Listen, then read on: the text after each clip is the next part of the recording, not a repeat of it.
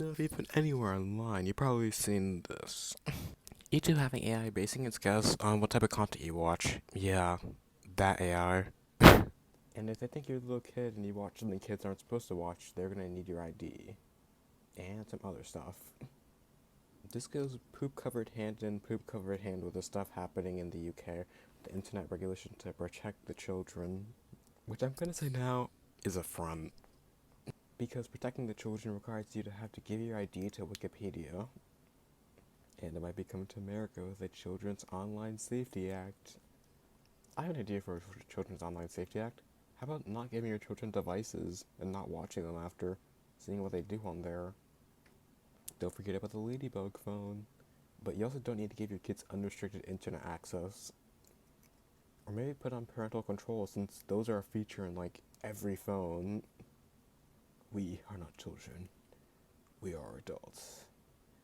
And adults shouldn't have to give their ID to any website that's not just child friendly, because, yeah, why would you need to do that? And for people who think this is a good idea on YouTube's part, you're just stupid. I'm sorry, you're just actually stupid. In COPPA, YouTube already told us what type of content they think is for kids. What if I give a 3-year-old my phone and they watch like BMO or something? Or what if my interests are like children's media, which is very common nowadays if you consider stuff like Labubu, which are keychain dolls, which are associated with children. Is everyone who watches Labubu videos, despite being mostly adults, going to have to provide IDs? And what type of content is adult? I don't know. Politics, mental health, other social issues? What if that's blocked and YouTube just assumes you're an iPad baby?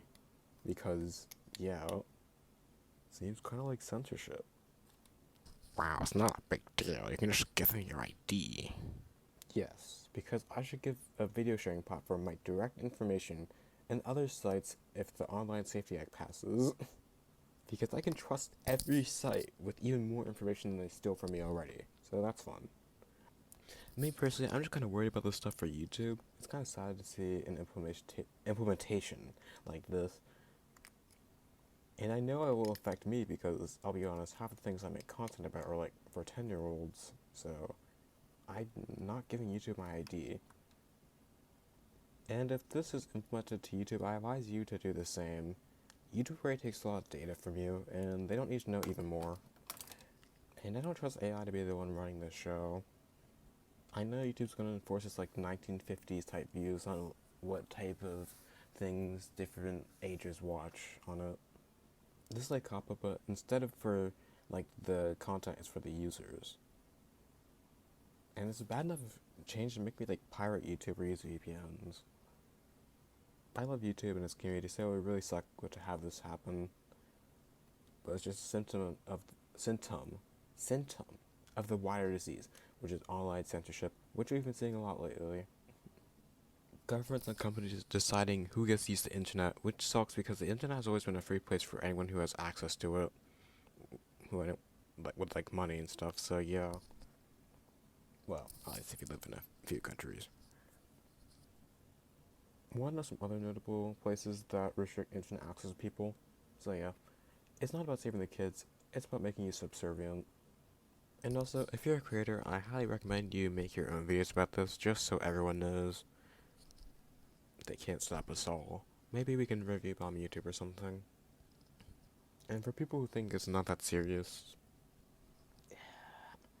number one, people always say this, but I don't know why people say this, because you can split your attention. Not everything is just the most big thing that's happening in the world. Number two, with the internet, it's where everyone goes to enjoy their hobbies and stuff, and fun things. We already are exposed to all the bad things that happen in the world, like, daily, so the internet's like a nice, like, break from that. Because with how much things happens in the world, it makes sense everyone would want a break from now and then. But breaks aren't 100% like unproductive, because you can still learn things from the internet, but if things are restricted on the internet, then you won't be able to learn them as much. And I think I speak for everyone watching that the internet is where you get like all of your news. So I think it is important that we don't let this happen. Well, we can't really stop them, but we can not support it.